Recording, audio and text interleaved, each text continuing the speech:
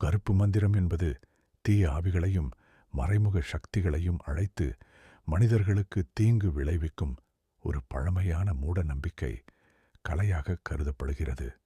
தமிழர் பண்பாட்டில் பில்லி, சூனியம், ஏவல் போன்ற நடைமுறைகள் பண்டைய காலத்திலிருந்தே பயத்துடனும் நம்பிக்கையுடனும் பேசப்பட்டு வந்துள்ளன. சிலர் பழிவாங்கும் எண்ணத்தால் இத்தகைய சடங்குகளை மேற்கொண்டதாக கூறப்படுகிறது.